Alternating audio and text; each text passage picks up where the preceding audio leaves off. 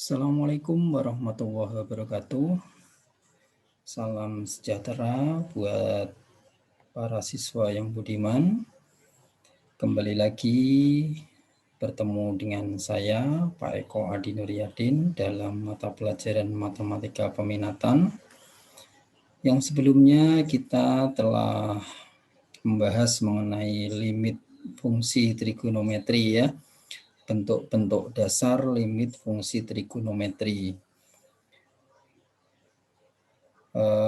Pada pertemuan sebelumnya, kalau kita ulas ya, bentuk dasar atau bentuk-bentuk dasar limit fungsi trigonometri.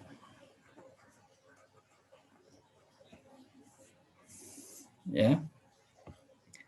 Ada yang pertama, limit untuk X mendekati 0, X per sin X. Sama dengan 1 ya. Kemudian ada lagi limit X mendekati 0, sin X per X sama dengan 1. Kemudian ada lagi limit untuk X mendekati 0, X per tangen X sama dengan 1 juga ya.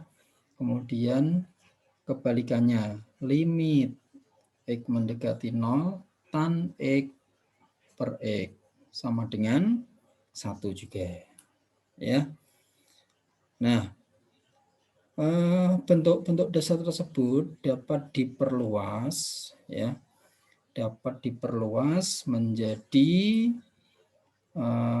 bentuk yang lebih kompleks. Misalnya bisa menjadi limit X mendekati 0, misalnya fungsinya adalah AX per sin AX. Ini sama dengan 1 juga. Ya.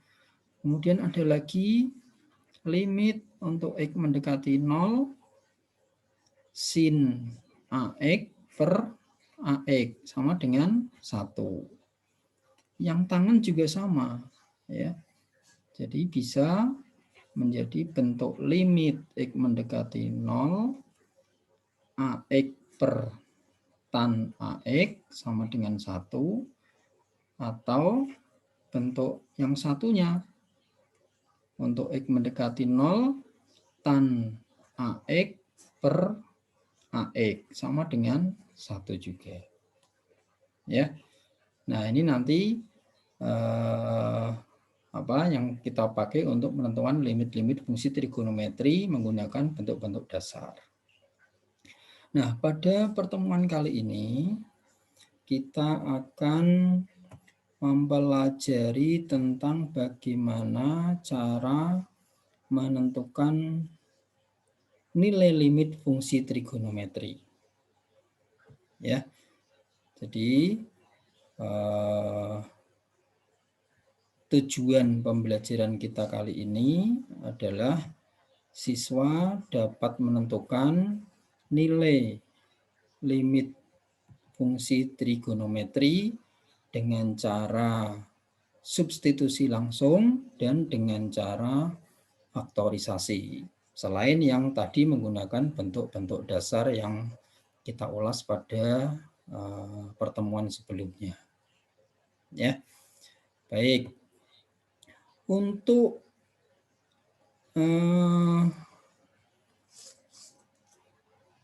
cara menentukan nilai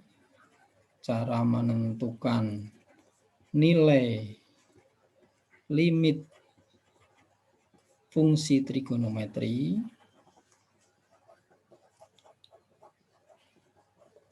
ya. Ini tadi dengan cara substitusi ya. Substitusi itu penggantian ya, penggantian. Dan dengan cara faktorisasi. Nah, baik, kita akan pelajari dulu bagaimana cara menentukan nilai limit fungsi trigonometri menggunakan cara substitusi. Ya.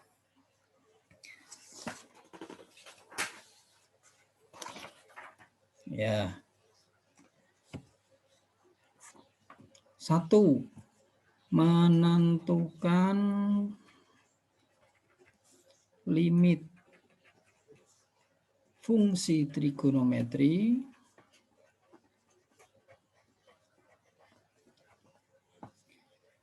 dengan cara substitusi. Ya, contoh. Misalnya saya ada contoh, tentukan nilainya ya, perintahnya. Tentukan nilai limitnya maksudnya.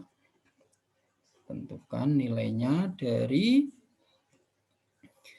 misalnya ada soal limit X mendekati 0 seper cos X. Nah, ini kalau dengan cara substitusi ya diganti saja langsung X dengan 0 menjadi seper cos 0. Cos 0 berapa?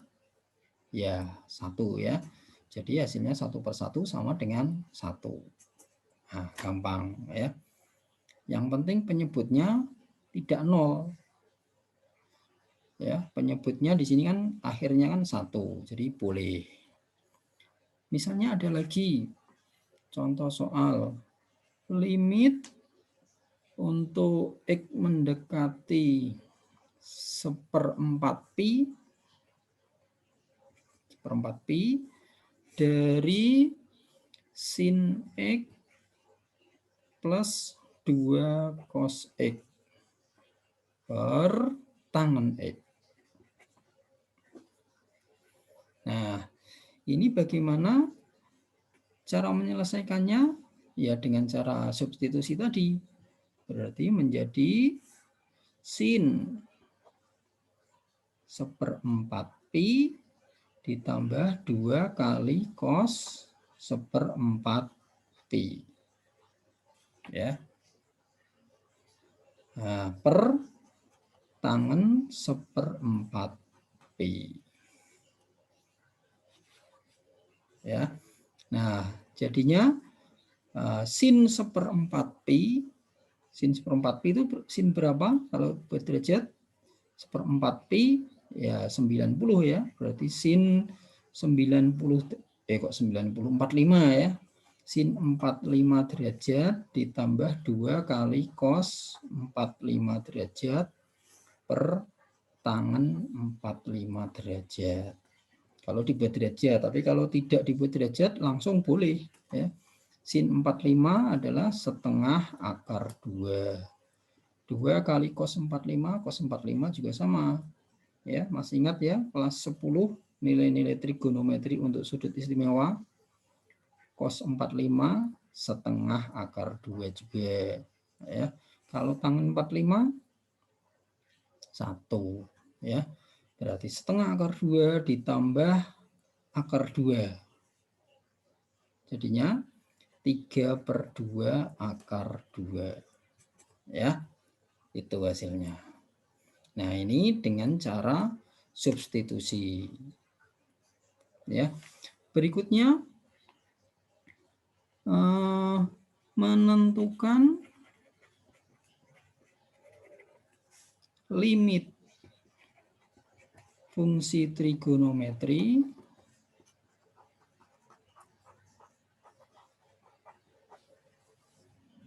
dengan faktorisasi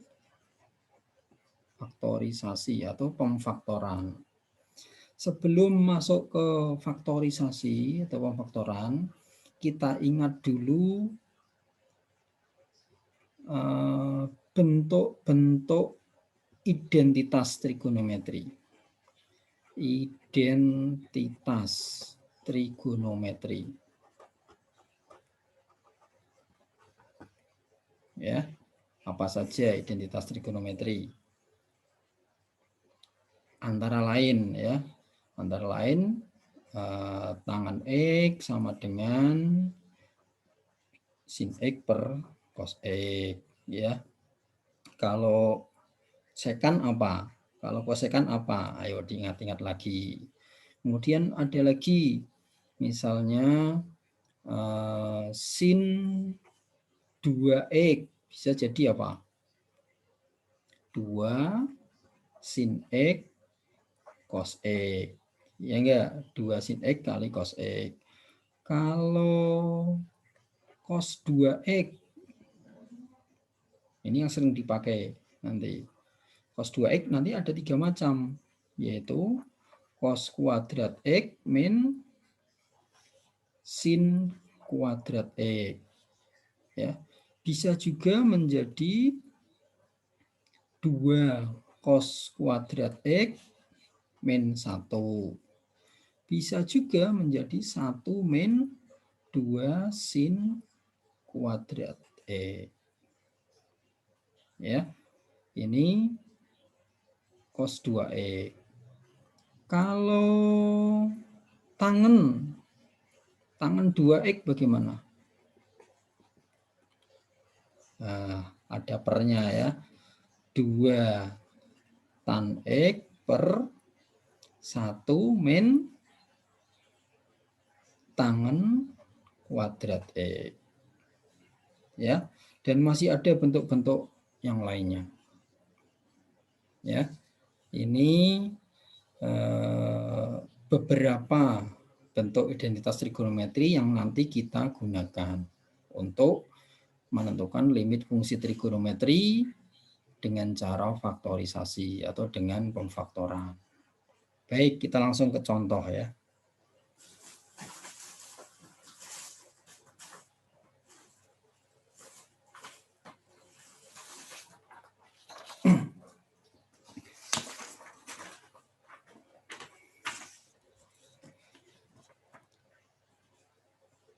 Contoh, misalnya tentukan nilainya.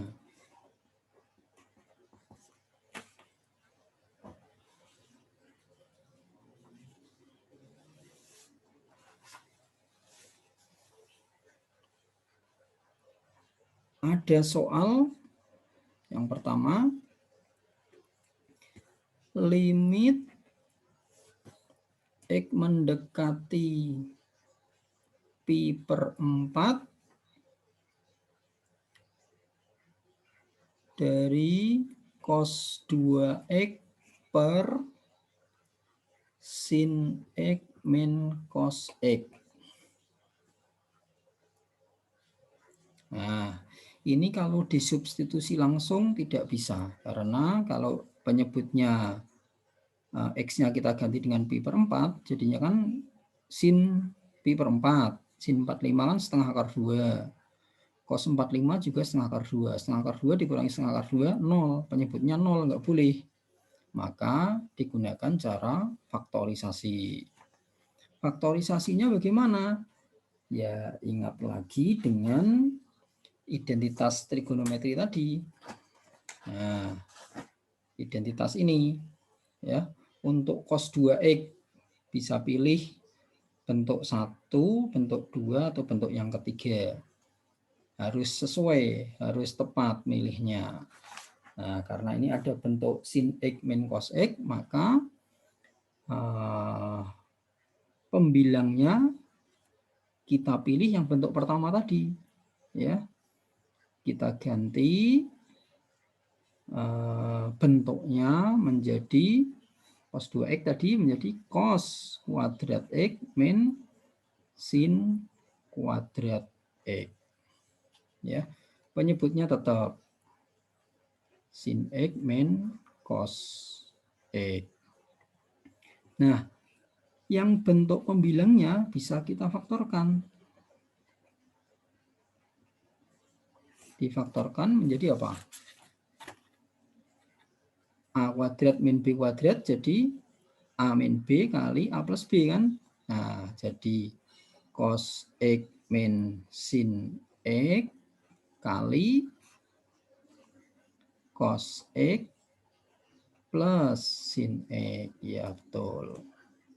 Ya. Yang bawah supaya bentuknya cos duluan, maka dibuat min ya. Min cos X min sin X. Mengapa kita ubah? Karena supaya bentuknya sama dengan bagian dari yang pembilangnya tadi, yaitu cos X min sin X ini. Sehingga bisa dicoret karena sama, atau nilainya 1. Sehingga hasilnya adalah limit X mendekati pi per 4, tinggal ini, cos X plus sin X. Nah, masukkan, tinggal disubstitusi saja. Min cos pi per 4 ditambah sin pi per 4. Ya. Berapa tadi? Setengah akar 2 ya. Setengah akar 2 ditambah setengah akar 2. Atau min akar 2. Nah, ini hasilnya. Nah, satu lagi contoh untuk pengfaktoran. Misalnya ada limit X mendekati pi per 2 sekarang. Dari 1 plus cos 2X per sin 2X. Ini juga tidak bisa disubstitusi. Karena kalau disubstitusi, sin 2 kali pi per 2 kan sin pi. Ya, sin pi itu kan 0. Jadi penyebutnya 0, maka tidak boleh disubstitusi. Harus digunakan cara lain, yaitu faktorisasi. Nah, yang diganti yang apa? Yang diubah bentuknya menggunakan rumus-rumus identitas tadi, yaitu cos 2X dan sin 2X. Milihnya juga harus tepat. Ya. Jadi ini bisa diubah menjadi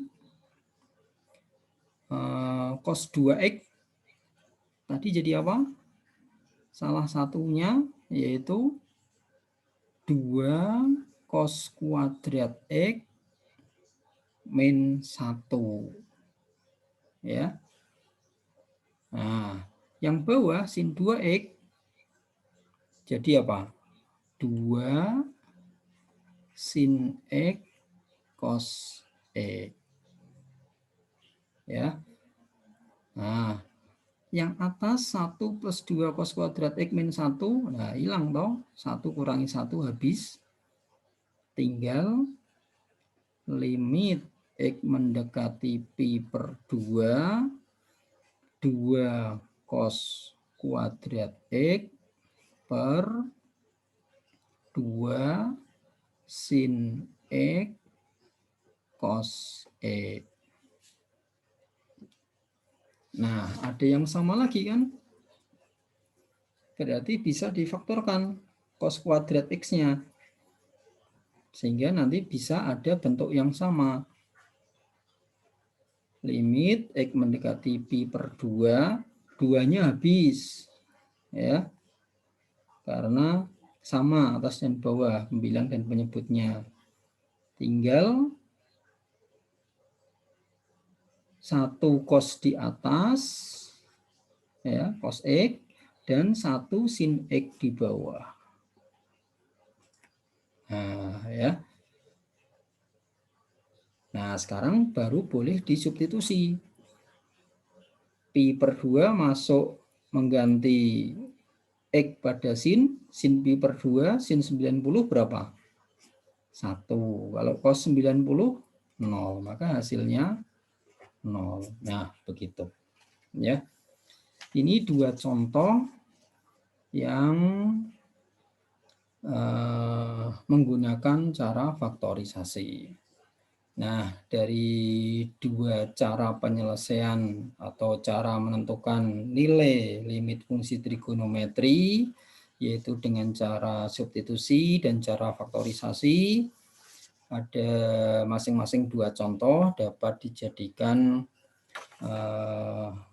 sebagai pelajaran pada hari ini untuk mengerjakan beberapa soal latihan yang nanti saya berikan. Ya, demikian pembelajaran kita kali ini tentang cara menentukan limit fungsi trigonometri. Untuk selanjutnya nanti bisa mengerjakan latihan atau soal-soal di bagian berikutnya, ya. Demikian dari saya. Kalau ada yang kurang jelas nanti bisa ditanyakan melalui kolom chat di WA atau di grup, ya. Terima kasih. Saya akhiri. Assalamualaikum warahmatullahi wabarakatuh.